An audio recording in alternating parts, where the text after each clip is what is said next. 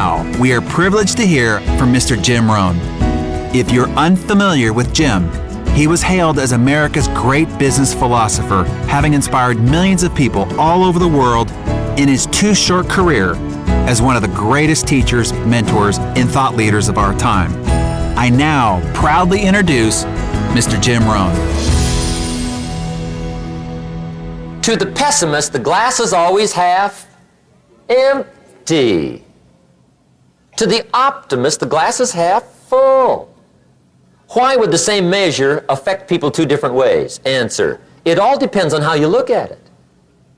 Our lives are mostly affected by the way we think things are, not the way they are. The way we think they are affects us most. There's a subject we don't have time to get into tonight called better thinking habits. One of the major things Shove taught me when I met him, he said, poor thinking habits keeps most people poor. Not poor working habits. Most people work hard, but they don't think hard. And Shove taught me that the mind is like a factory, a mental factory. And whatever you think about all day long pours ingredients into this mental factory. And that's what builds the economic, social, financial fabric of your life. He quoted me a Bible phrase that says, as you think, so you become. How awesome. When he talked about poor thinking habits, he had me. I used to start the day reading the morning newspaper. I mean, you can believe that or not. I'd get a cup of coffee and read the paper. I'd load up on wars and riots and murders and stabbings and killings and bank robberies and muggings and car wrecks and tragedies.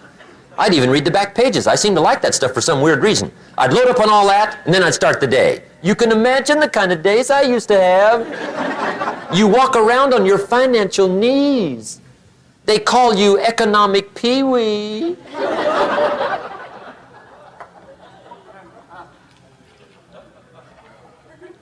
The guy says, I want to be a great leader. Wonderful. The first thing we do is follow him to his house. When we get there, we walk in and check his library, number one. Somebody says, well, why check his library? The reason is because what a man reads pours massive ingredients into his mental factory, and the fabric of his life is built from those ingredients. You would not believe what some people have got in their house to read. You would not believe. One of the best dressed up words I know for a lot of it is trash. Can you imagine dumping a barrel of trash into this mental factory every day and coming out with a rich, dynamic, positive life? It can't be done. You might as well try making a cake with cement. The kids back in Danbury, Connecticut, high school, they're asking me questions one day. I'm talking to the kids. Kids got good questions these days. One of them said to me, Mr. Rohn, how do you build the good life? I said, it's simple. It's not easy, but it's simple. Here's how you build anything. Select the right ingredients, keep out the wrong ingredients, and it starts with thought. Everything starts with thought.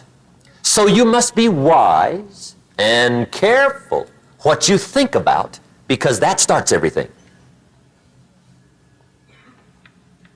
You got to be wise and careful.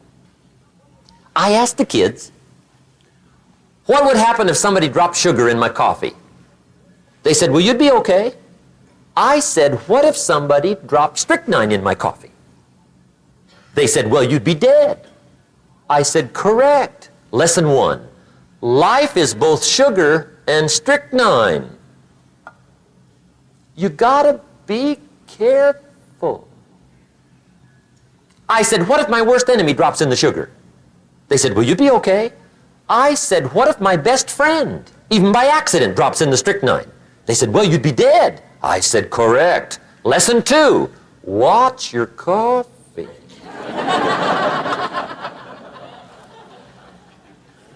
You got to be careful. See, it doesn't matter who hands you the bad stuff. It doesn't matter where you get the bad stuff. It'll still do its damage on your bank account, wherever you get it. Mr. Schoaf gave me one of the greatest phrases when I first met him when he said, Jim, every day stand guard at the door of your mind. How important.